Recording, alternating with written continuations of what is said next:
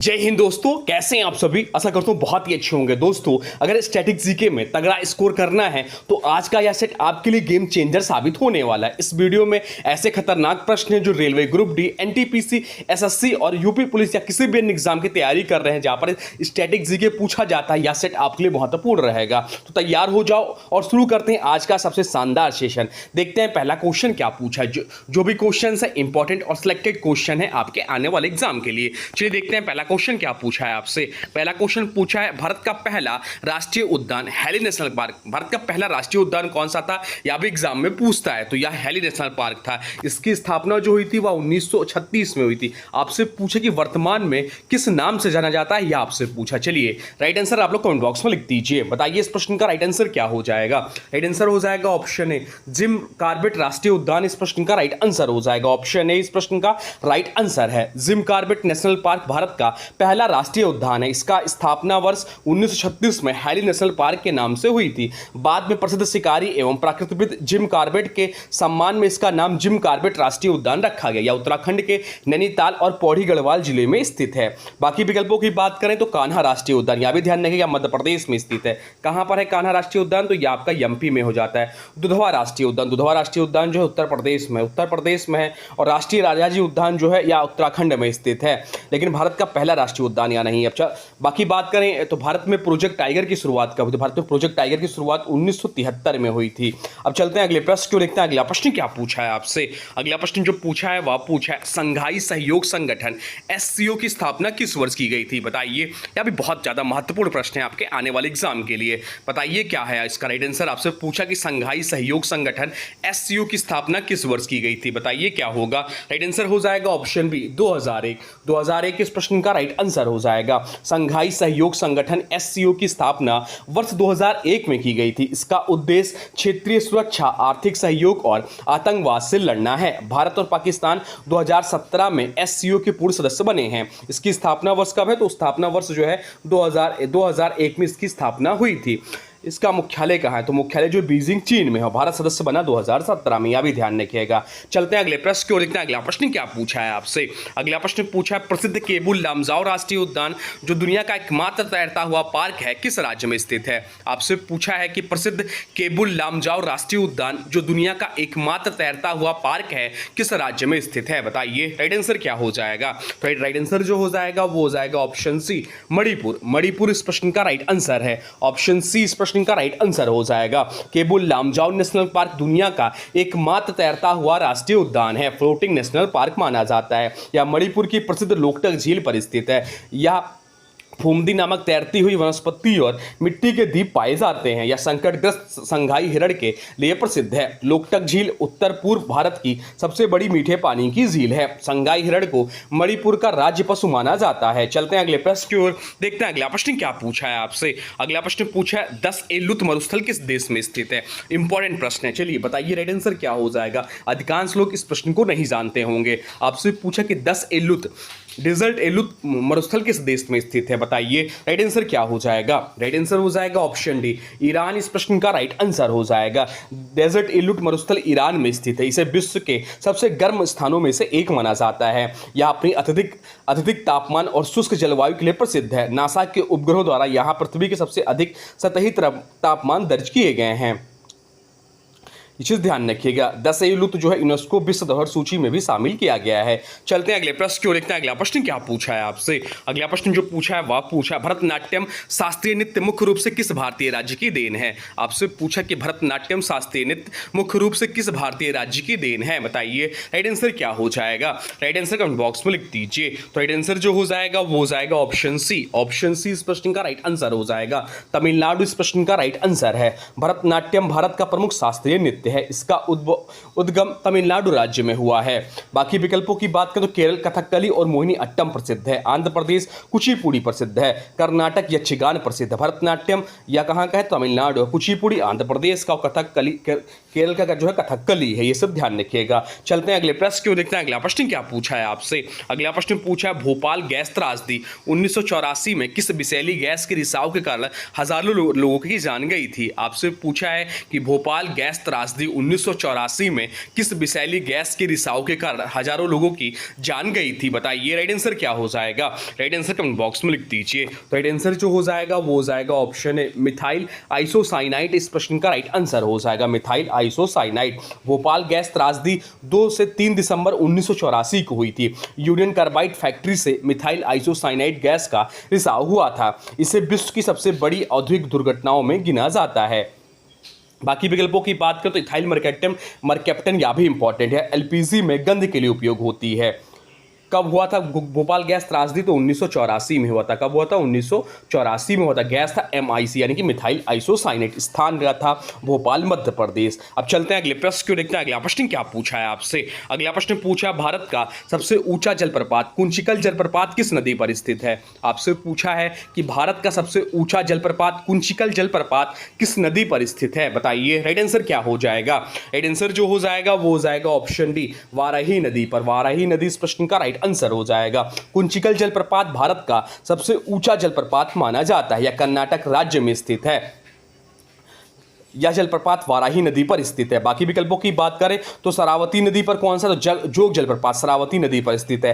कावेरी नदी पर शिव समुद्रम जलप्रपात है और मांडवी नदी पर मांडवी नदी जो गोवा क्षेत्र की प्रमुख नदी है। सबसे ऊंचा जलप्रपात कौन सा? तो कुंचिकल है। किस राज्य में है? कर्नाटक में है। किस नदी पर? तो वाराही नदी पर। एग्जाम में क्वेश्चन पूछता है, इसको रट लीजिए, ध्यान दीजिएगा इस प्रश्न पर, बहुत ज्यादा इंपॉर्टेंट है। अब चलते हैं अगले प्रश्न को देखते हैं। अगला प्रश्न क्या पूछा है आपसे? अगला प्रश्न पूछा है भारतीय संविधान की प्रस्तावना में सामाजिक, आर्थिक और राजनीतिक न्याय का आदर्श किस देश की क्रांति से लिया गया है? आपसे पूछा है कि भारतीय संविधान की प्रस्तावना में सामाजिक, आर्थिक और राजनीतिक न्याय का आदर्श किस देश की क्रांति से लिया गया है? बताइए राइट आंसर क्या हो जाएगा?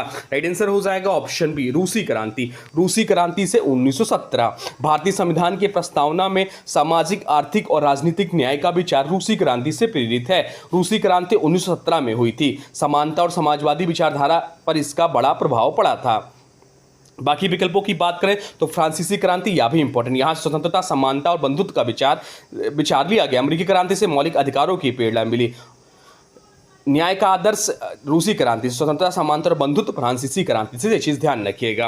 अब चलते हैं अगले प्रश्न को देखते हैं। अगला प्रश्न क्या पूछा है आपसे? अगला प्रश्न पूछा नालंदा विश्वविद्यालय को कुमारगुप्त प्रथम ने बनवाया था, इसे नष्ट करने वाला आक्रमणकारी कौन था? आपसे पूछा है कि नालंदा विश्वविद्यालय को कुमारगुप्त प्रथम ने बनवाया था, इसे नष्ट करने वाला आक्रमणकारी कौन था? बताइए राइट आंसर क्या हो जाएगा? तो राइट आंसर जो हो जाएगा वो हो जाएगा ऑप्शन डी, बख्तियार खिलजी इस प्रश्न का राइट आंसर है। ऑप्शन डी इस प्रश्न का राइट आंसर हो जाएगा। नालंदा विश्वविद्यालय प्राचीन भारत का प्रसिद्ध शिक्षा केंद्र था। इसकी स्थापना गुप्त शासक कुमारगुप्त प्रथम ने करवाई थी। बख्तियार खिलजी ने 1193 ईस्वी में से नष्ट कर दिया था। इसकी स्थापना कुमारगुप्त प्रथम ने करवाई थी। विनाश बख्तियार खिलजी ने किया। स्थान कहाँ था? या तो बिहार में। चलते हैं अगले प्रश्न क्यों देखते हैं। अगला प्रश्न क्या पूछा है आपसे? अगला प्रश्न पूछा प्रत्येक वर्ष विश्व ओजोन दिवस कब मनाया जाता है? आपसे पूछा है कि प्रत्येक वर्ष विश्व ओजोन दिवस कब मनाया जाता है, वर्ल्ड ओजोन डे कब मनाया जाता है, ये आपसे पूछा है। चलिए बताइए राइट आंसर क्या हो जाएगा? तो राइट आंसर जो हो जाएगा वो हो जाएगा ऑप्शन सी, 16 सितंबर। 16 सितंबर इस प्रश्न का राइट आंसर है। विश्व ओजोन दिवस हर वर्ष 16 सितंबर को मनाया जाता है। इसका उद्देश्य ओजोन परत संरक्षण के प्रति जागरूकता फैलाना है या मॉन्ट्रियल प्रोटोकॉल से संबंधित है। बाकी विकल्पों की बात करें तो 5 जून विश्व पर्यावरण दिवस मनाया जाता है, 11 जुलाई को विश्व जनसंख्या दिवस मनाया जाता है, तो 22 मई को अंतर्राष्ट्रीय जैव विविधता दिवस मनाया जाता है। विश्व ओजोन दिवस 16 सितंबर को मनाया जाता है। इससे संबंधित समझौता जो है मॉन्ट्रियल प्रोटोकॉल है। अब चलते हैं अगले प्रश्न क्यों देखते हैं। अगला प्रश्न क्या पूछा है आपसे? अगला प्रश्न पूछा एंटोमोलॉजी के अंतर्गत विज्ञान की किस शाखा का अध्ययन किया जाता है? आपसे पूछा है कि एंटोमोलॉजी के अंतर्गत विज्ञान की किस शाखा का अध्ययन किया जाता है? बताइए राइट आंसर क्या हो जाएगा? राइट आंसर कमेंट बॉक्स में लिख दीजिए। राइट आंसर हो जाएगा ऑप्शन ए, कीड़ों का अध्ययन। ऑप्शन ए इस प्रश्न का राइट आंसर है। एंटोमोलॉजी में कीटों का अध्ययन किया जाता है या जीव विज्ञान की एक महत्वपूर्ण शाखा है। कृषि और पर्यावरण अध्ययन में इसका विशेष महत्व है। बाकी विकल्पों की बात करें तो पक्षियों का अध्ययन ऑर्थोनोलॉजी कहलाती है, जीवाश्मों का अध्ययन पोलिएंटोलॉजी कहलाती है, कवक का अध्ययन माइकोलॉजी कहलाता है। तो ये सब पॉइंट ध्यान रखिएगा। माइकोलॉजी में कवकों का अध्ययन किया जाता है, एंटोमोलॉजी में कीटों का अध्ययन किया जाता है, और ऑर्थोनोलॉजी में पक्षियों का अध्ययन किया जाता है। चलते हैं अगले प्रश्न क्यों देखते हैं। अगला प्रश्न क्या पूछा है आपसे। अगला प्रश्न पूछा है भारत की सबसे बड़ी मीठे पानी की प्राकृतिक झील बुलर झील किस राज्य या केंद्र शासित प्रदेश में है। आपसे पूछा है कि भारत की सबसे बड़ी मीठे पानी की प्राकृतिक झील बुलर झील किस राज्य या केंद्र शासित प्रदेश में है। बताइए राइट आंसर क्या हो जाएगा। राइट आंसर हो जाएगा ऑप्शन सी, जम्मू कश्मीर। जम्मू कश्मीर इस प्रश्न का राइट आंसर हो जाएगा। बुलर झील भारत की सबसे बड़ी मीठे पानी की प्राकृतिक झील है, यह जम्मू और कश्मीर में स्थित है, यह झेलम नदी से जुड़ी हुई है। बाकी विकल्पों की बात करें तो उत्तराखंड या नैनीताल और भीमताल प्रसिद्ध है, हिमाचल प्रदेश गोविंद सागर झील प्रसिद्ध है, और लद्दाख में पेंगोल झील खारे पानी की झील है। तो सबसे बड़ी मीठे पानी की झील कौन सी। तो सबसे बड़ी मीठे पानी की झील जो है बुलर झील है। बुलर झील जो है सबसे बड़े मीठे पानी की झील है। स्थान जम्मू कश्मीर में है, इससे संबंधित नदी झेलम नदी है। अब चलते हैं अगले प्रश्न की ओर देखते हैं। अगला प्रश्न क्या पूछा है आपसे। अगला प्रश्न पूछा है भारतीय संविधान के किस अनुच्छेद के तहत राज्यपाल की नियुक्ति राष्ट्रपति द्वारा की जाती है। आपसे पूछा कि भारतीय संविधान के किस अनुच्छेद के तहत राज्यपाल की नियुक्ति राष्ट्रपति द्वारा की जाती है। बताइए राइट आंसर क्या हो जाएगा। राइट आंसर जो हो जाएगा वो हो जाएगा ऑप्शन बी, अनुच्छेद 155 इस प्रश्न का राइट आंसर हो जाएगा। भारतीय संविधान के अनुच्छेद 155 के अनुसार राज्यपाल की नियुक्ति भारत के राष्ट्रपति द्वारा की जाती है। राज्यपाल राज्य का संवैधानिक प्रमुख होता है। राज्यपाल का कार्यकाल सामान्यतः 5 वर्ष का होता है। अनुच्छेद 153 जो दिया हुआ है विकल्प में, या राज्यों में राज्यपाल के पद से संबंधित है। अनुच्छेद 161 राज्यपाल की क्षमादान शक्ति से संबंधित है। अनुच्छेद 165 राज्य के महाधिवक्ता से संबंधित है। राज्यपाल की नियुक्ति राष्ट्रपति द्वारा होती है। राज्य इससे संबंधित अनुच्छेद 155 है, इनका कार्यकाल 5 वर्षों का होता है। अब चलते हैं अगले प्रश्न क्यों देखते हैं। अगला प्रश्न क्या पूछा है आपसे। अगला प्रश्न पूछा प्रसिद्ध इंद्रावती राष्ट्रीय उद्यान भारत के किस राज्य में स्थित है। आपसे पूछा कि प्रसिद्ध इंद्रावती राष्ट्रीय उद्यान भारत के किस राज्य में स्थित है। बताइए राइट आंसर क्या हो जाएगा। देखते हैं कितने लोगों का राइट आंसर आता है। अगर इसका आंसर पता है तो यस लिखिए कमेंट बॉक्स में, नहीं पता है तो नो लिखिए। बताइए राइट आंसर क्या हो जाएगा। राइट आंसर हो जाएगा ऑप्शन ए, छत्तीसगढ़। छत्तीसगढ़ इस प्रश्न का राइट आंसर हो जाएगा। इंद्रावती राष्ट्रीय उद्यान भारत के छत्तीसगढ़ राज्य में स्थित है। यह उद्यान विशेष रूप से जंगली भैंस के लिए प्रसिद्ध है। यह उद्यान प्रोजेक्ट टाइगर के अंतर्गत भी शामिल है। बाकी विकल्पों की बात करें तो उड़ीसा, यहाँ सिमलीपाल राष्ट्रीय उद्यान प्रसिद्ध है। झारखंड, यहाँ बेतला राष्ट्रीय उद्यान स्थित है, और महाराष्ट्र, यहाँ तडोबा राष्ट्रीय उद्यान प्रसिद्ध है। तो यह किस राज्य में है। इंद्रावती राष्ट्रीय उद्यान छत्तीसगढ़ में, प्रसिद्ध जंगली क्षेत्र भैंस एवं बाघ से। अब चलते हैं अगले प्रश्न की ओर, देखते हैं अगला प्रश्न क्या पूछा है आपसे। अगला प्रश्न पूछा दिल्ली सल्तनत के किस सुल्तान ने सर्वप्रथम अपनी राजधानी दिल्ली स्थानांतरित की थी। आपसे पूछा कि दिल्ली सल्तनत के किस सुल्तान ने सर्वप्रथम अपनी राजधानी दिल्ली स्थानांतरित की थी। बताइए राइट आंसर क्या हो जाएगा। राइट आंसर हो जाएगा ऑप्शन बी, इल्तुतमिश। इल्तुतमिश इस प्रश्न का राइट आंसर हो जाएगा। इल्तुतमिश ने सर्वप्रथम अपनी राजधानी लाहौर से दिल्ली स्थानांतरित की थी। इल्तुतमिश गुलाम वंश का शक्तिशाली शासक था। उसने दिल्ली सल्तनत को मजबूत और स्थिर बनाया। उसे दिल्ली सल्तनत का वास्तविक संस्थापक भी कहा जाता है। बाकी विकल्पों की बात करें तो कुतुबुद्दीन ऐबक गुलाम वंश का संस्थापक था, लेकिन राजधानी परिवर्तन का श्रेय नहीं है। बलबन शक्तिशाली शासक था पर राजधानी नहीं बदली।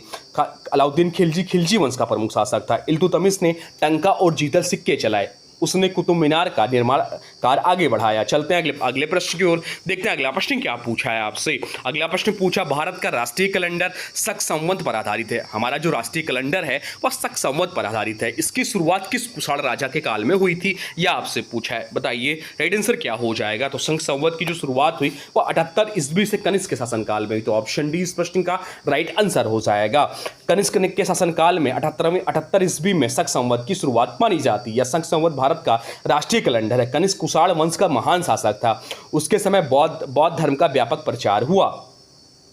भारत सरकार ने 1957 में शक संवत को राष्ट्रीय कैलेंडर के रूप में अपनाया। अब चलते हैं अगले प्रश्न की ओर, देखते हैं अगला प्रश्न क्या पूछा है आपसे। अगला प्रश्न पूछा है माइकोलॉजी के अंतर्गत विज्ञान की किस शाखा का अध्ययन किया जाता है। आपसे पूछा है कि माइकोलॉजी के अंतर्गत विज्ञान की किस शाखा का अध्ययन किया जाता है। बताइए राइट आंसर क्या हो जाएगा। राइट आंसर हो जाएगा ऑप्शन ए, कवकों का अध्ययन, फंगी का अध्ययन किया जाता है। माइकोलॉजी में कवकों का अध्ययन किया जाता है। माइकोलॉजी विज्ञान की वह शाखा है जिससे कवकों जिसमें कवकों का अध्ययन किया जाता है। कवक में मशरूम, ईस्ट और फफूंदी शामिल होते हैं। कुछ कवक लाभदायक तथा कुछ हानिकारक होते हैं।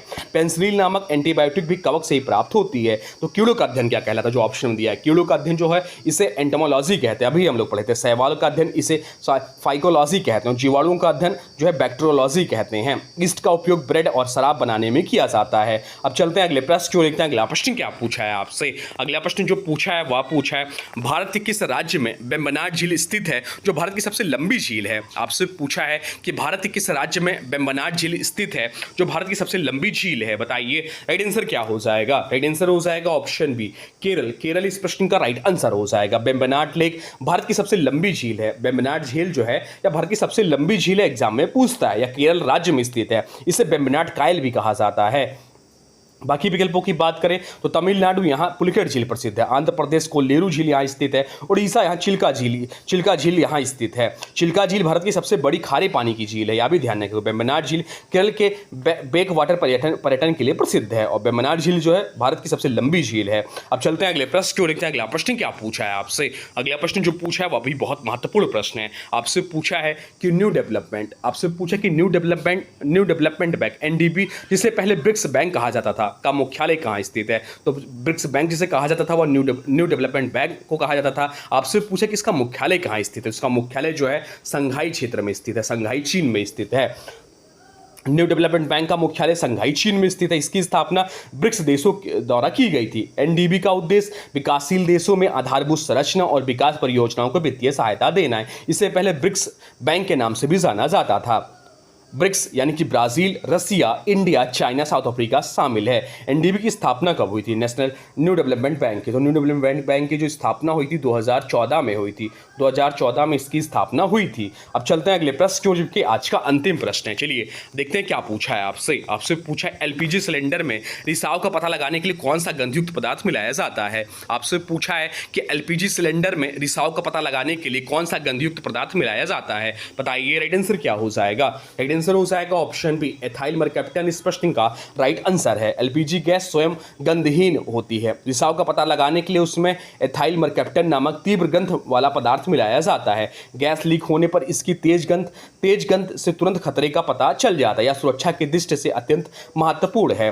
बाकी विकल्पों की बात करें तो मिथाइल आइसोसाइनेट अभी हम लोग पढ़े थे। भोपाल गैस त्रासदी से संबंधित जहरीली गैस है। एलपीजी का फुल फॉर्म क्या होता है, तो एलपीजी का full form liquefied petroleum gas होता है। एलपीजी मुख्यतः ब्यूटेन प्रोपेन गैसों का मिश्रण है। तो ये थे आपके टॉप 20 स्टैटिक जी के क्वेश्चन, जो आपके आने वाले एग्जाम के लिए बहुत ज्यादा महत्वपूर्ण है। अब आज के वीडियो से प्रश्न है, इसका राइट आंसर आप लोग को कमेंट बॉक्स में बताना है। आज के वीडियो से प्रश्न है कि भरतनाट्यम शास्त्रीय नृत्य मुख्य रूप से किस भारतीय राज्य की देन है। आपसे पूछा कि भरतनाट्यम शास्त्रीय नृत्य मुख्य रूप से किस राज्य की देन है। इसका जो भी राइट आंसर होगा कमेंट बॉक्स में जरूर बताइएगा, और वीडियो कैसा लगा इसके बारे में भी जरूर बताइए। तो दोस्तों ये थे आज के महत्वपूर्ण स्टैटिक जी के क्वेश्चन। अगर वीडियो पसंद आया हो तो लाइक करें, शेयर करें और चैनल सब्सक्राइब जरूर करें, ताकि ऐसे ही महत्वपूर्ण प्रश्न आपको रोज मिलते रहे। तो चलिए मिलते हैं एक नए वीडियो में, तब तक के लिए जय हिंद, वंदे मातरम।